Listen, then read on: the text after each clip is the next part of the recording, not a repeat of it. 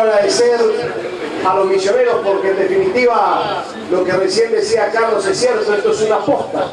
No es menor que hayamos transitado 12 años, no es menor que a la posta que me haya entregado Carlos en el 2007, hoy a mí me toca entregarle nada más y nada menos que a una persona que no solamente la quiero desde lo político, sino desde lo personal. Con Hugo somos amigos de la vida y nos conocemos hace muchos años.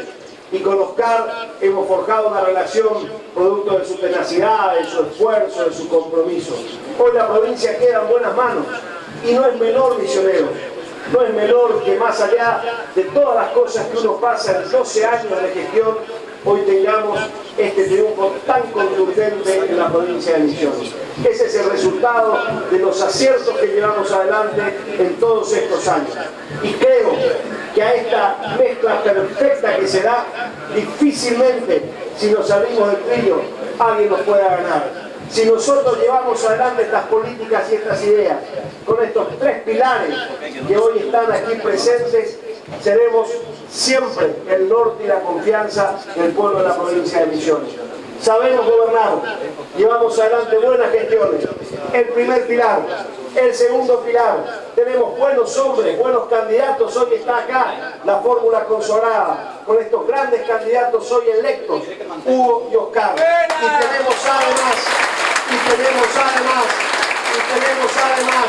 la claridad y la visión de la conducción política. Este es el equipo, buen gobierno, buena conducción política, buenos candidatos, y ese es el resultado que hoy nos da el pueblo de la provincia de Misiones. Gran placer la democracia, el voto ya expresado a los que nos votaron y a los que no, como se dijo acá. Qué lindo que podamos expresarnos y qué lindo que una vez más la provincia de Misiones esté haciendo el aporte fenomenal al resultado nacional que también todos nosotros esperamos que consagre a Daniel Scioli como presidente de la Nación.